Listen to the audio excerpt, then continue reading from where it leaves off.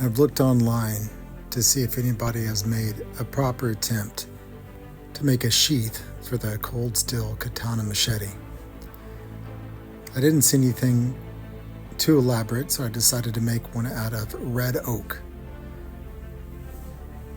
Lining it up here, I noticed when the handguard sat flush, the sword was hanging off past the wood. So the first step was to get this lined up by chopping off just a bit there to make sure that it was nice and flush whenever it sets in properly.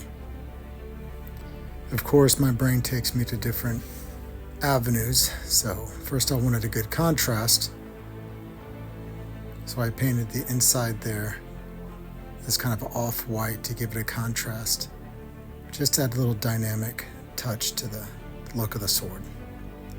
I used acrylic paint, nothing too special. I wasn't worried too much of it rubbing off because it's recessed very well in the molding that the cold steel uses. So just took my time, small little brush, worked the left side, flipped it over, worked the right side. It took a few coats because as it went on pretty thin. But I think it gave a good dynamic look.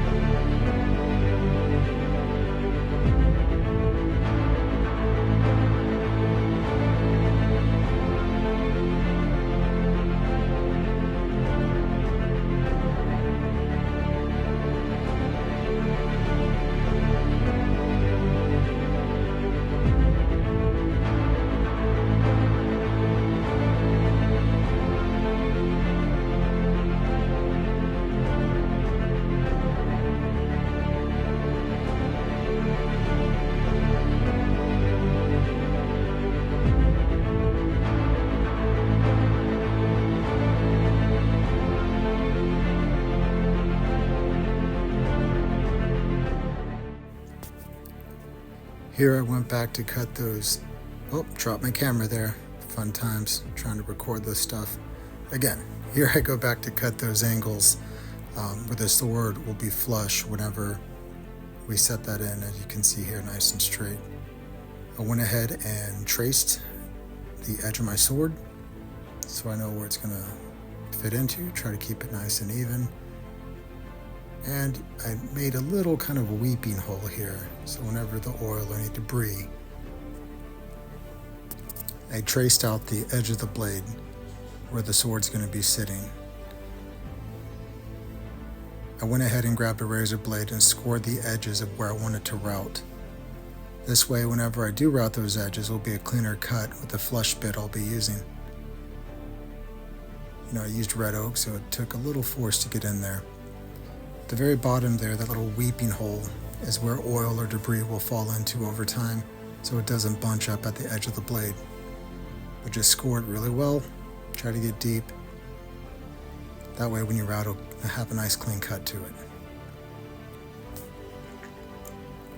From here, I went ahead and cut off the excess. Now I'm going to have my double two pieces there.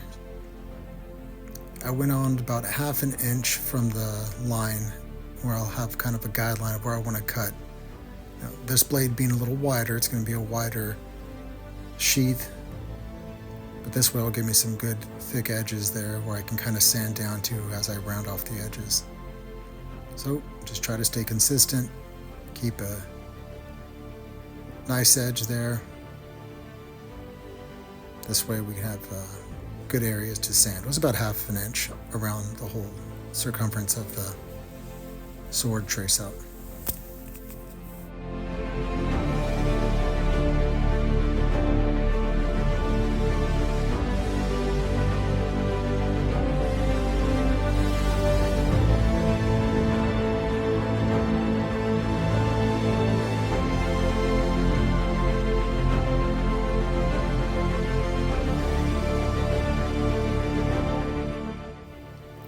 This is a great example of being in a rush. My shop is about 20 minutes away, so I just picked my router up and decided to do it in the garage. Didn't really have a flat surface, so I chose to use my son's workout bench and a clamp. I wouldn't suggest it, but it got the job done. Just really took my time with it, tried to stay within the score line area. I set my depth, the thickness of the blade, and the blade is fairly thin on these machetes, so instead of doing two sides, I opted just to do one side, so I only had to worry about one side of routing out. So I just took my time, stayed close to the line, checked it every so often, try to blow off the debris so I could have good visuals of getting close to that edge. And take your time, breathe, don't rush. As you can see, I'm controlling the base so it wouldn't run from me. For everybody who's used a router before, if it catches bad, it will run and tear a hole. We didn't want that, so I just took my time, controlled it, stayed careful, stayed close to the line, and routed the whole edge of it. So here's the process.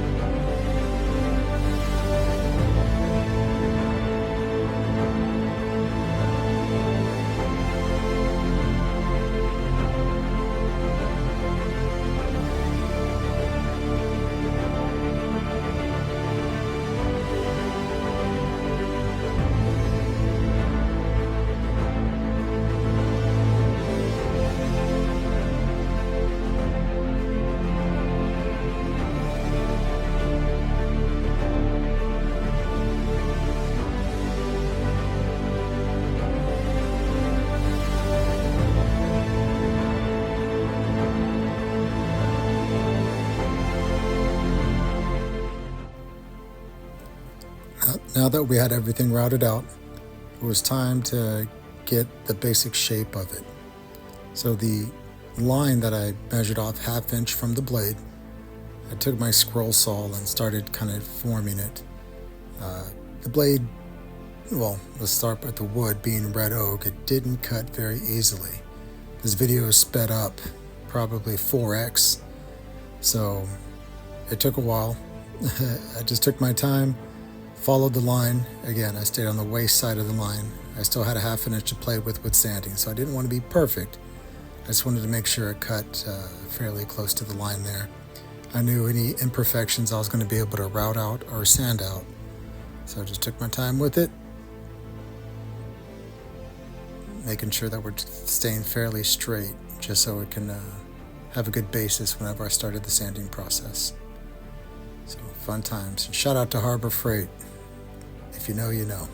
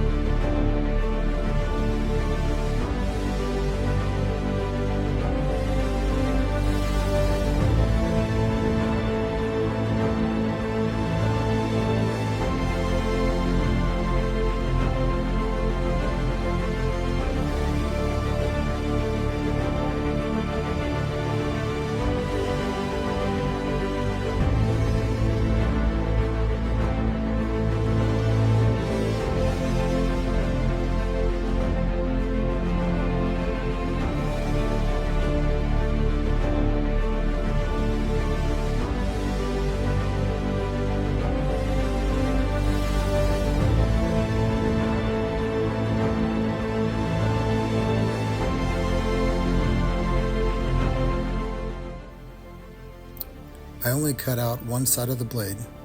If I were to cut both sides out, there was a chance I could have been off somewhere. Because I only routed one side of the blade, it was easier for me to just cut one side, pair it up like this, and then trim it up after it's dry. You know, I had that angle perfectly cut where the blade handle can set flush, so I knew it was going to be a lot easier for me to glue it, clamp it, then cut the waste off after it's all dried up. And we're back. It's dry time. So I went ahead, traced it out once again, because I needed to know where I wanted to sand down to. And as we spoke about just moments ago, now that it's dry, I have the trace out on the top of where I could sand down to. I'm taking my bandsaw and just cutting out that waste. Again, not trying to be perfect. I know sanding's going to take care of a lot of the imperfections, but this way I know it's going to be a perfect fit every time, especially that I routed on that one side. Once again, shout out to Harbor Freight.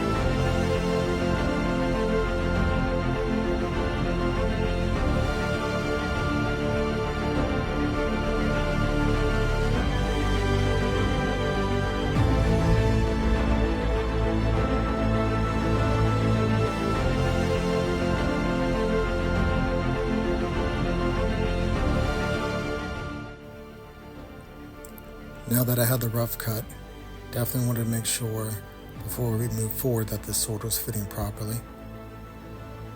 So, feeling pretty confident here that it was going to turn out pretty good. We just had the rough cut shape there.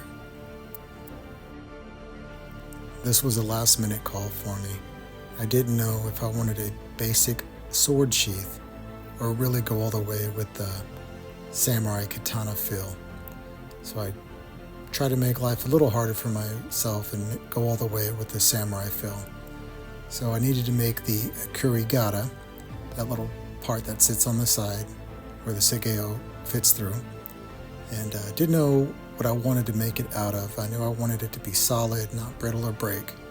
So I do own an axe throwing company, so I figured let's use part of an axe handle to bring it all together. So I had an old piece of hickory here from an old axe handle, and I'm just kind of shaping up the kurigata just so we can have a nice area we can wrap a Sageo around for the final touches there. I probably should have used a reference and probably should have went a little slower, but got excited and wanted to get it done fast.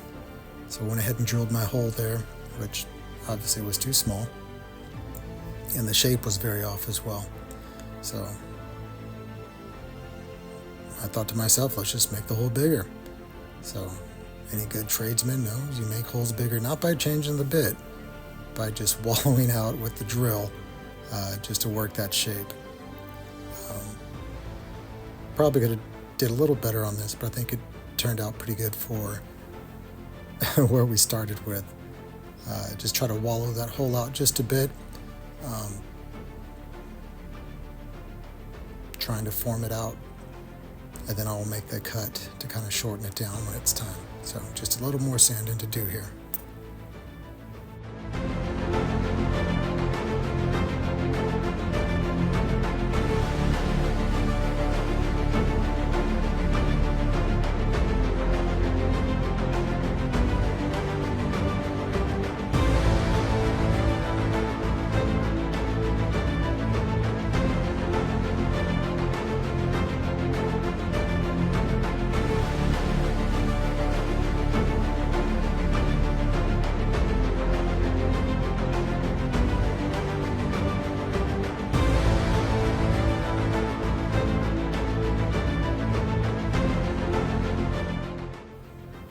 Here I'm cutting it down to the final shape there, seeing what it would look like. Try to convince myself that that looked about right, but it's a little too tall.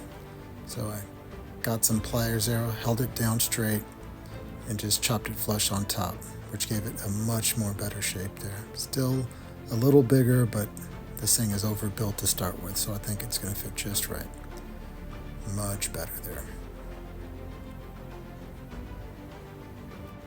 After I took the belt sander to the sheath, getting it flush all the way around to make it nice and smooth, I decided to route it so it can have a consistent edge. So I put a round edge over it to get me started there so we could have a nice consistent bevel around the whole thing. Went back to my trusty weightlifting bench there. Took my time, try not to let the router run away from me. Just routed all the edges, kept it nice and consistent, so we have a nice smooth edge to the touch.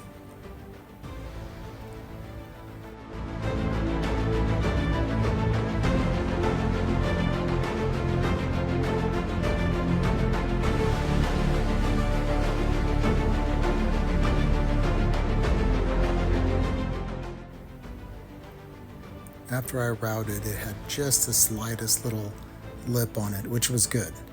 So whenever I used my orbital sander, I knew once I sanded that little lip out, I got to the depth I was looking for.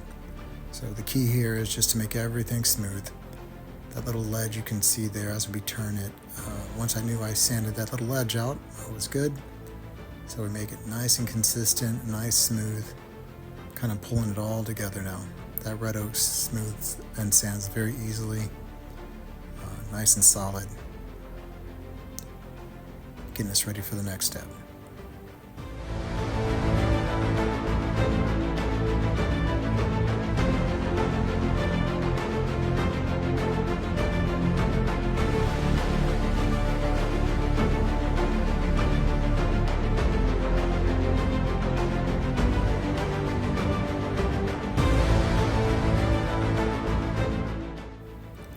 was all coming together.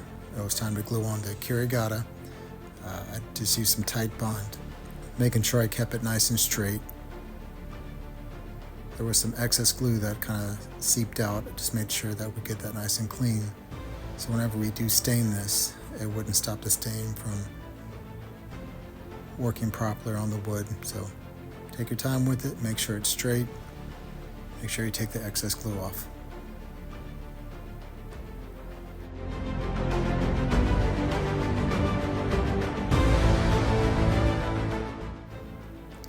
I liked where the sheath was going, so I did a little research, wanted to know if I wanted to add some accents to it. Looking online, for about 30 bucks, you can get a nice piece of race skin. I wanted to maximize the race skin, so instead of wrapping it fully, I was going to do some sections on it. So there was this really good piece of race skin I found that was already a painted diamond on it with Emperor's Node, which was cool. So here I'm just kind of measuring it out, deciding how I want to use this to maximize the use of all this race skin. So I think I came out with a pretty clever way here. Just put an accent on one side and utilizing those leftover strips. But for 30 bucks, I think it really gave it a really nice look. The key was to keep it straight, no bubbles, and make sure it's being glued properly there.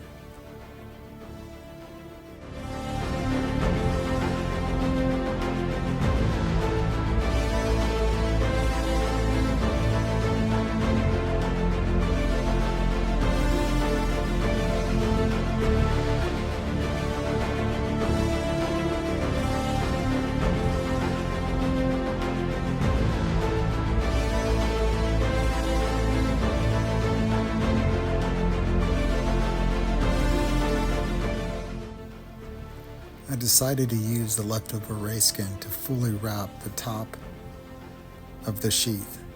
So to make it flush, I kind of had to work around the kurigata there. I was thinking about topping this off with a piece of race skin, but I didn't like how it looked, so I kind of opted against it. But using these pieces, extra pieces here, to kind of wrap the top was the route I wanted to go. Just finalizing, cleaning up those edges to make sure there was not too much overhang. When I grabbed it, I didn't want to fill a lip or anything stopping or making the touch feel uncomfortable with an edge. So just took my time with it, cleaned it up. And I'm using some pretty strong scissors there, but that race skin is no joke. It is tough and it's pretty coarse cutting through it, so take your time. I knew I wanted to wrap the top with those final two pieces. I just wanted to see how wide I can get with two full pieces there. So just measured it out, cut 2 strips. So we can have 2 strips to wrap up around the top.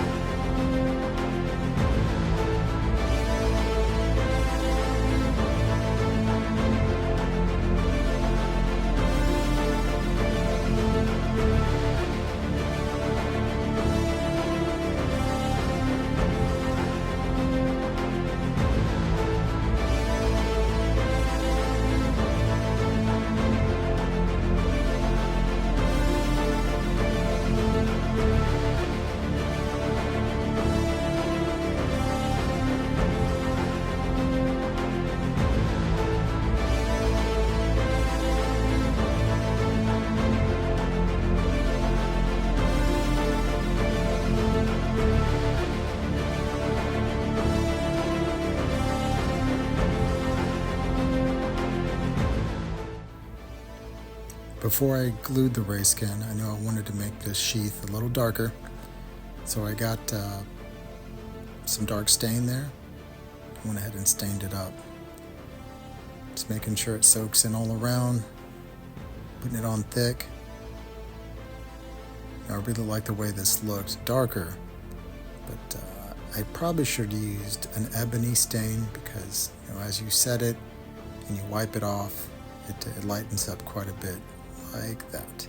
So it took a few coats of some stain there. It took about 3 to make it a little darker. If I could do it again, I could probably want to use a darker stain, but that's what I had. I was happy with it. And I'm sure this is going to be the first of many that I make. But 3 coats, take your time with it, lay it on thick, let it dry, and it's going to come out pretty good.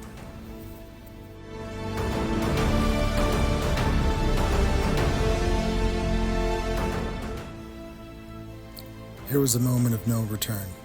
Time to glue it. And you know, I had a few ideas. First, I thought about recessing this piece of race skin. What kind of glue? Do I epoxy it? But you know, I think if you use just some strong, or at least the way I went with it, I used just strong super glue. I used quite a bit. I was very liberal with it. Put it on thick. Took my time. Pieces to make sure there was no bubbles. So I did about 1 inch, maybe 2 inch at a time. Let it set, and I kept moving forward, making sure it didn't steer off. It stayed nice and straight, making sure those edges lay down nice and clean,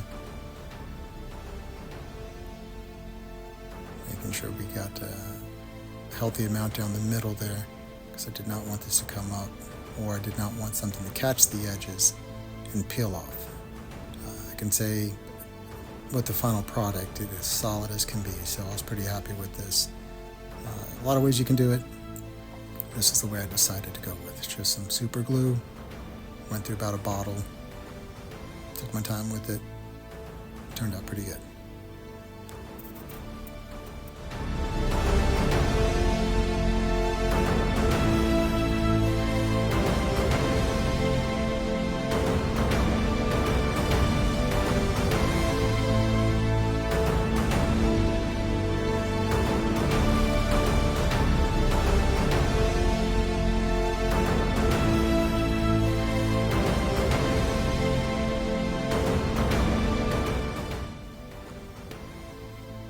I took those 2 other pieces that I'd cut out, cut them to shape. Again, same process. I took my time with it, put plenty of glue. I knew I wanted the seam line to meet on the back, so I kind of measured it out where it would meet on the back there, so to have a nice hidden edge to it. Same like last, we put it on nice and thick. Make sure those edges lined up. And I trimmed it up with those scissors as well, kind of stretching it to make sure it has a nice clean seam line. You can see I'm a little off there, but I went back with the razor blade and cleaned it up, so I wasn't too worried about that. Take your time with it, put plenty of glue. You know, if your seams are off like that, you can clean it up with the razor blade, which I did.